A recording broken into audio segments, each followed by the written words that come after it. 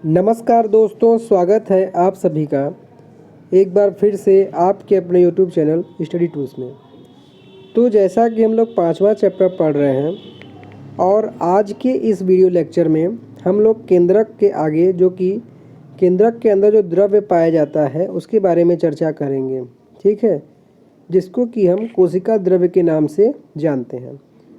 तो इसको समझने के लिए, क्योंकि ये सब रिलेटेड ही सब टर्म है, हमने जो प्याज वाला और मनुष्य के गाल वाला प्रैक्टिकल किया था उससे इसको समझेंगे। जैसे हमने क्या देखा था कि प्याज की जो झिल्ली थी तथा मनुष्य के गाल की कोशिकाओं की स्लाइड को जो हमने बनाया था, तो हमने देखा था कि प्रत्येक कोशिका में एक बड़ा क्षेत्र दिखा। किससे हमने देखा था? इलेक्ट्रॉन सूक्ष्मदर्शी से, जो कोशिका झिल्ली से घिरा हुआ था। मतलब ये उसका केंद्रक था और ये था कोशिका झिल्ली। अब इसके बीच में ये जो क्षेत्र दिखाया गया था, इसी के बारे में बात किया जा रहा है। ठीक है, तो इस क्षेत्र में बहुत हल्का धब्बा था, इसी को जो है कोशिका द्रव्य कहते हैं। प्लाज्मा झिल्ली के अंदर कोशिका द्रव्य का एक तरल पदार्थ है। कोशिका द्रव्य क्या है? एक तरल पदार्थ है। इसमें बहुत से विशिष्ट कोशिका के घटक होते हैं जिन्हें कोशिक का अंग कहते हैं। ठीक है, ये जो है कोशिका का एक अंग होता है, इसलिए इसको कोशिक का अंग कहते हैं। उसी के साथ प्रत्येक अंगक कोशिका के बीच विशिष्ट कार्य होते हैं। जैसा कि मनुष्य के लिए हाथ की कोशिका, नाक की कोशिका, पैर की कोशिका, सबके लिए एक विशिष्ट कार्य होता है, वही बताया गया है। और कोशिका द्रव्य तथा केंद्रक दोनों को मिलाकर जीव द्रव्य बनता है। मतलब अगर क्वेश्चन आपसे पूछा जाए कि जीव द्रव्य किसे कहते हैं, तो ये रहा आपका केंद्रक। और उसके बाद जो ये कोशिका द्रव्य जो इसके बीच में जो भरा रहता है इसके झिल्ली के अंदर का, उसको मिला के हम क्या कहते हैं दोस्तों? उसको हम कहते हैं जीव द्रव्य। तो कोशिका अंगक झिल्ली युक्त होता है और प्रोकैरियोटिक कोशिकाओं में वास्तविक केंद्रक के अतिरिक्त झिल्ली युक्त अंगक भी नहीं होता। मतलब जो हमने बात किया था एक प्रोकैरियोटिक जिसमें केंद्रक नहीं पाया जाता, उसमें केंद्रक के साथ साथ ये झिल्ली भी नहीं पाया जाता। जबकि यूकैरियोटिक कोशिकाओं में केंद्रीय झिल्ली तथा झिल्ली युक्त अंगक दोनों पाए जाते हैं। ठीक है दोस्तों, इसको आप ध्यान रखिएगा। और उसी के आगे झिल्ली की सार्थकता वायरस के उदाहरण से स्पष्ट समझ सकते हैं।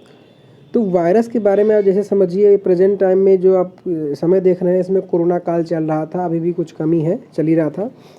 तो ये जो कोरोना था ये क्या था? ये किसी के हाथ से छूने पर, या अगर कोई मान लीजिए अगर छींक दे रहा है तो उसमें जो एयर के कण है उसके माध्यम से दूसरे को क्या होता है? फैल जाता है। तो यही वायरस का कार्य है कि ये होता क्या है कि वायरस में किसी प्रकार की झिल्ली नहीं होती और इसलिए इसमें जीवन का गुण तब तक लक्षित नहीं होता जब तक कि वह किसी सजीव के शरीर में प्रविष्ट करके कोशिका की मशीनरी का उपयोग कर अपना बहुगुणज नहीं कर लेती। मतलब जैसा कि आपने कोरोना में देखा था कि वो ऐसे कुछ नहीं कार्य करेगा आपके शरीर को, लेकिन वह जब किसी माध्यम से एक शरीर से दूसरे शरीर के अंदर जाएगा, मशीनरी अर्थात कि वो शरीर के अंदर घुस जाएगा, तो उस शरीर को वो नुकसान करेगा और उसके साथ ही और लोगों का भी नुकसान करेगा, जो कि वर्तमान समय बहुत ही अच्छा उदाहरण है उसका।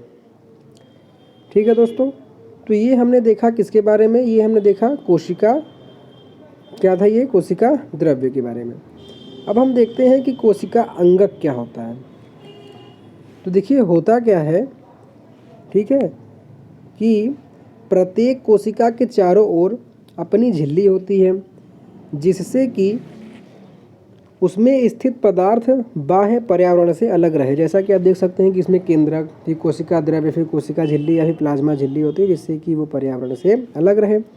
और बड़ी तथा जटिल कोशिकाओं जिसमें कि बहुकोशिक जीवों की कोशिकाएं भी सम्मिलित हैं को भी उपापचयी क्रियाओं की बहुत आवश्यकता होती है। उपापचयी मीन्स मतलब कि आदान प्रदान की क्रिया। जैसे कि इन उपापचयी क्रियाओं से करते क्या हैं? जिससे कि वे जटिल संरचना तथा कार्य को सहारा दे सकें।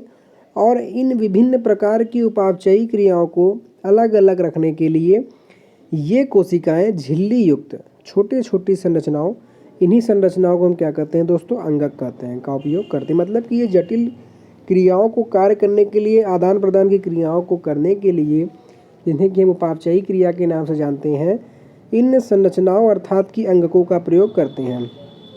उसी के साथ यह यूकैरियोटिक कोशिकाओं का एक ऐसा गुण है जो प्रोकैरियोटिक कोशिकाओं से अलग करता है। मतलब कि आपसे क्वेश्चन अगर पूछा जाए कि कोशिका अंगक किसमें उपस्थित होते हैं, तो किसमें होते हैं दोस्तों, यूकैरियोटिक कोशिकाओं में होते हैं, प्रोकैरियोटिक में नहीं होते। इसको भी ध्यान रखिएगा। तो इनमें से कुछ अंगक केवल इलेक्ट्रॉन सूक्ष्मदर्शी से ही देखे जा सकते हैं। इसका मतलब आप समझ रहे हैं। इसका मतलब ये हुआ कि कुछ अंगक ऐसे भी होते हैं जो इतने छोटे होते हैं, मतलब कि 10⁻⁻19 जो कि इलेक्ट्रॉन की त्रिज्या होती है, इससे भी छोटे होते हैं, इसलिए उसको इलेक्ट्रॉन सूक्ष्मदर्शी से देखा जाता है। जैसे हमने पिछले अनुभाग में केंद्रक के विषय में पढ़ा हुआ है, और इस केंद्रक के अंदर भी और इसके भाग हैं। कौन कौन से? अंतर्द्रव्यी जालिका, गोल्जी उपकरण, लाइसोसोम और माइटोकॉन्ड्रिया तथा प्लास्टिड।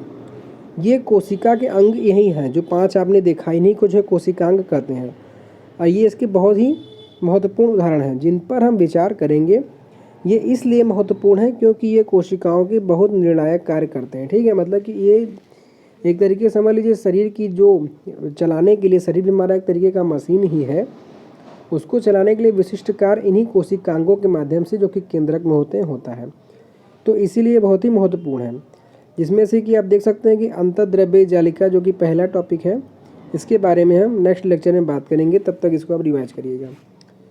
तो दोस्तों आशा करता हूँ कि बताया गया आज का जानकारी जो है आपको पसंद में आया होगा। तो प्लीज़ वीडियो को लाइक कीजिएगा। अगर किसी प्रकार की आपको समस्या हो तो आप कमेंट के माध्यम से बता सकते हैं, उसका जल्द से जल्द मैं आपको रिप्लाई करूँगा। तो इसी के साथ आज के वीडियो लेक्चर में यही समाप्त करते हैं। So thanks for watching. धन्यवाद।